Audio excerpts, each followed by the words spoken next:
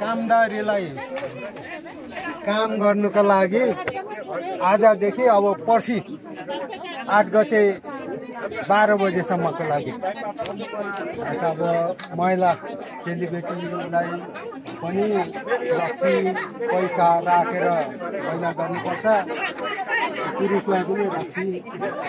के छ आफू घरको आयस्ता अनुसार आफू आफ्नो सक्ने अनुसार खानामा भन्छन् त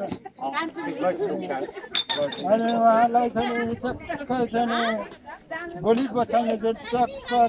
बाल्ने गोलीमा पर्सेसम्म किनभनेदेखि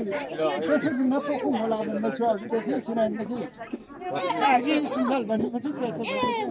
7 दिन लाग्यो। अनि यसमा चाहिँ लिखित कुरा चाहिँ हुँदैन है, मौखिक नीति हुन्छ मुखले। तर के भनेदेखि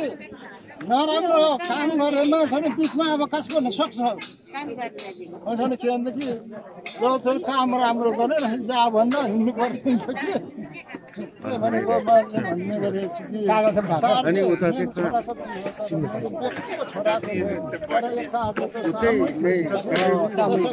हाम्रो साथीभाइहरूलाई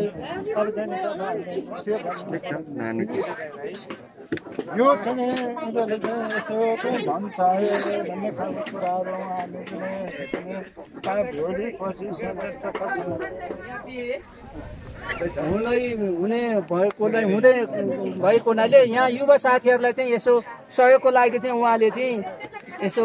सहयोग गरिदिनु होला भनेर चाहिँ युवा साथीहरूलाई चाहिँ एउटा अनुरोधको लागि यो राखिएको छ। र आजदेखि लिएर कार्य सकिन्जेलसम्मको लागि यहाँले चाहिँ दुःख कष्ट नमानिकन यो हाम्रो सामूहिक कार्यलाई चाहिँ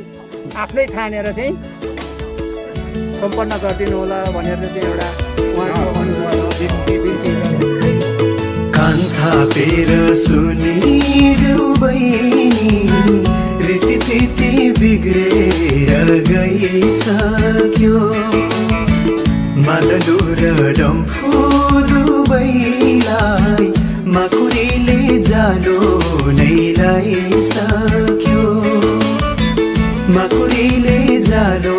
नै लाइ